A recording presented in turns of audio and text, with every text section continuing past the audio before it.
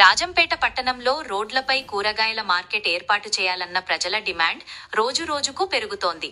ప్రధానంగా ఉదయం సాయంత్రం సమయాల్లో రోడ్డు మార్కెట్గా మారడంతో వాహనాల రద్దీ తీవ్రంగా ఉంది. దీనివల్ల ప్రజలు రాకపోకలకు తీవ్ర ఇబ్బందులు ఎదుర్కొంటున్నారని స్థానికులు ఆగ్రహం వ్యక్తం చేస్తున్నారు. ఈ రద్దీ కారణంగా చిన్న చిన్న ప్రమాదాలు సంభవిస్తున్నాయని, పిల్లలు, వృద్ధులు రోడ్డు దాటడానికి భయపడుతున్నారని ప్రజలు చెబుతున్నారు. ట్రాఫిక్ పోలీసులు, స్థానిక అధికారులు వెంటనే చర్యలు తీసుకొని కూరగాయల మార్కెట్ను ప్రత్యేకంగా ఏర్పాటు నేను కామారెడ్డిలో H5 ఛానల్కి అసిస్టెంట్ రిపోర్టర్గా పనిచేస్తున్నాను. I'm under going training. ఇక్కడ మనము ప్రజలు జీవించడానికి ఫండమెంటల్ రైట్లో ఆహారం అనేది ఒక పార్ట్. ఆహారానికి సంబంధించిన కూరగాయలు అమ్ముతారు.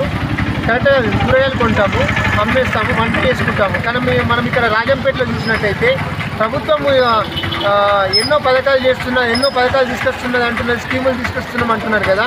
అభివృద్ధిలో మాత్రం ఇక్కడ రాజంపేట గ్రామంలో చూసినట్టయితే రోడ్డు పైన కూరగాయలు అమ్ముతున్నారు.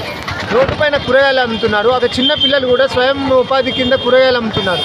ఇట్లా ప్రతి గ్రామంలో కూరగాయల రైతు బజార్లు ఏర్పాటు చేసినట్టయితే ప్రజలకు ఉపయోగపడుతుంది.